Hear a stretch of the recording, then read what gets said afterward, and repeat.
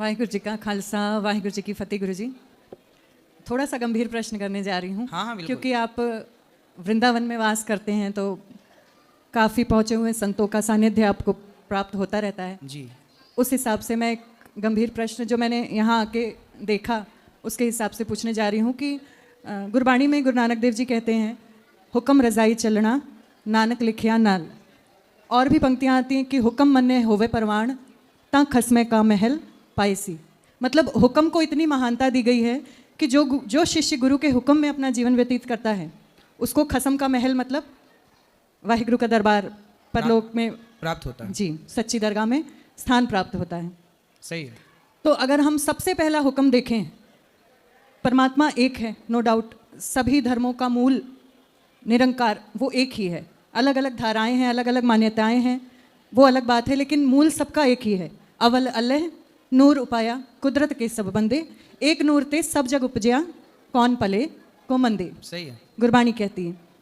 तो जब अगर किसी इंसान को, मनुष्य को परमात्मा का हुक्म कि उसने उसको हिंदू धर्म में जन्म दिया, परमात्मा का हुक्म उन्होंने उसको सिख धर्म में जन्म दिया, परमात्मा का हुक्म उन्होंने उसको क्रिश्चियन बनाया, इस्लाम बनाया, जो भी है अपने अपने धर्म में जिसको जो हुक्म के अनुसार जन्म मिलता है।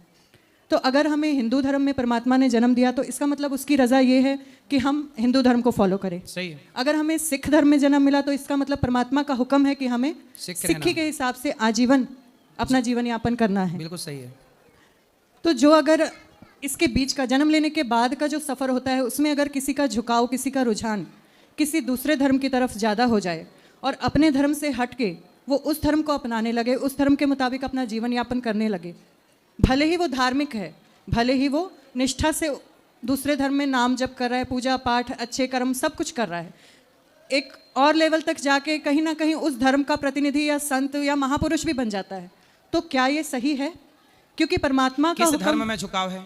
किसी भी, जैसे मैंने सिख धर्म में जन्म लिया, ठीक है, जैसे मैं वृंदावन आई, मैंने यहाँ का माहौल देखा, मैं एक एग्जाम्पल के तौर पे बात कर रही हूँ। तो मान लो मेरा मूड बन गया कि मैं अब आगे से हिंदू धर्म को ज़्यादा रुझान देने लगी, इधर झुकाव मेरा होने लगा, तो क्या ये सही होगा? अच्छा, आपने बहुत अच्छा प्रश्न किया है।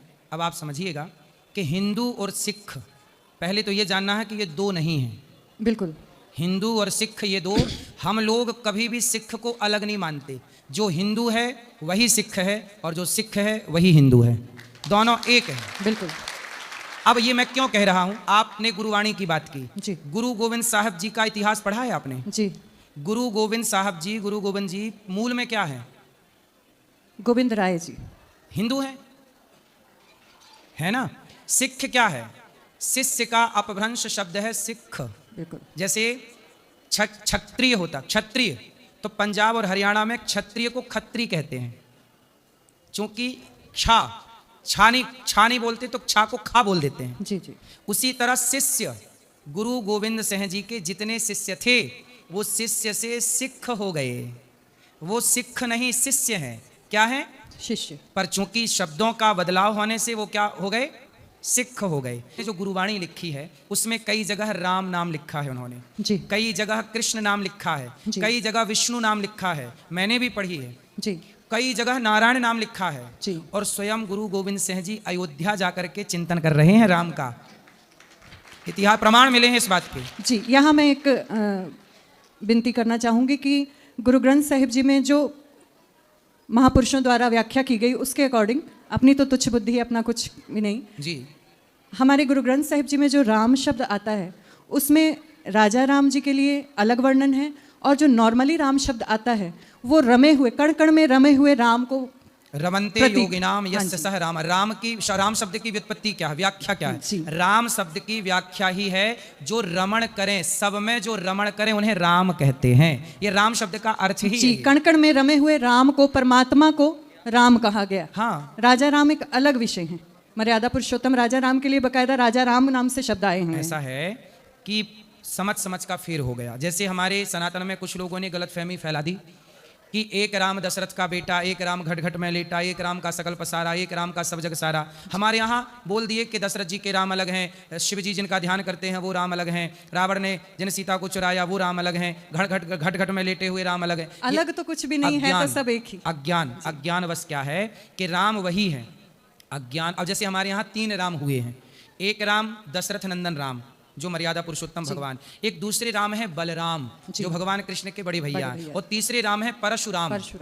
तो 3 राम। अब कुछ लोग कहते 3 राम में तुम किस राम के उपासक हो? तो हमारे यहाँ स्पष्ट कहा है हम उन राम के उपासक हैं जो सीतापति हैं, जो सीतापति। पर मेरा प्रश्न जो था महाराज जी वो ये था कि परमात्मा के हुक्म से अगर हमें किसी धर्म में जन्म मिलता है तो फिर हमें धर्म परिवर्तन करना। आप परिवर्तन थोड़ी कर रहे हैं, आप सनातनी ही हैं। सिख कोई हमसे और हम सिख से अलग थोड़ी हैं।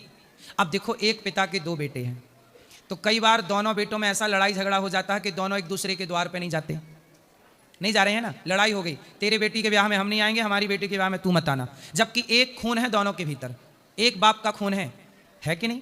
ऐसे ही है कि हिंदू और सिख में दोनों एक तत्व हैं, लेकिन विचारों का मतभेद है। अब ये विचारों का मतभेद खत्म हो तो हम आपसे अलग कब थे और आप हमसे अलग कब थे? नहीं, मान्यताओं का भेद है, मतलब विचारों का। हाँ। उनके विचार अलग हैं, इनके विचार जैसे अलग। हमारे में अब सीधी सी बात है, केशों को गुरु की मोहर कहा जाता है। हाँ। केश कतल शब्द इस्तेमाल किया जाता है, केशों को काटना मतलब कत्ल करना। सही है। केश कत्ल नहीं करने। सही है। वहीं आप अगर कोई सिख हिंदू धर्म में आ जाता है तो वो सबसे पहला अपराध अपने जन्म की आज्ञा के हिसाब से। हिंदुओं में हम सनातनी कभी नहीं कहते, हम किसी मुसलमान से कभी नहीं कहते तुम हिंदू हो जाओ, हम कभी किसी ईसाई से नहीं कहते कि तुम हिंदू हो जाओ, हम किसी सिख से नहीं कहते कि तुम हिंदू हो जाओ।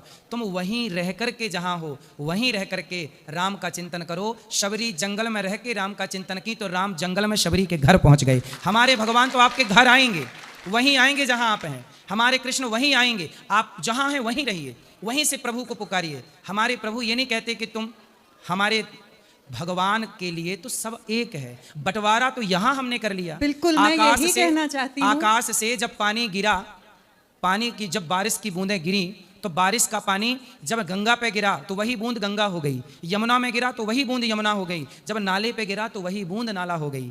वो संगति जैसी मिलती गई, वो पानी की बूंद वैसी बनती गई। पानी की बूंद तो एक थी ऊपर, उसी तरह ईश्वर के घर से सब इंसानियत पैदा होती है।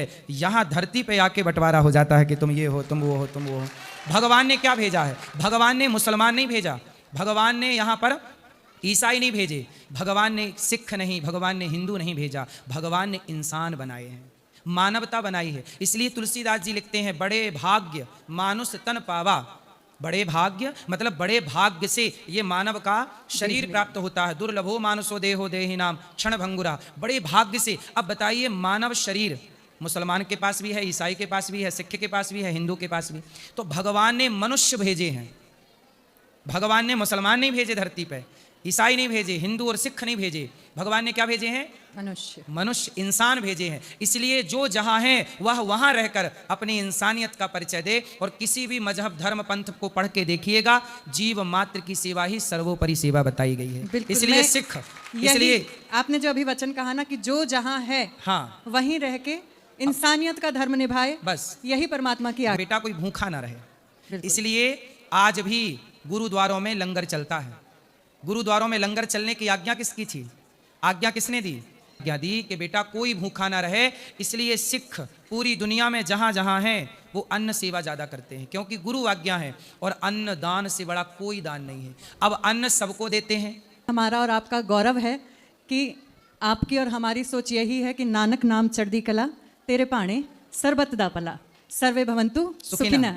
आप सर्वे भवंतु सुखिना बोलते हैं, हम सर्बत दा भला। बस यही हमारा गौरव है।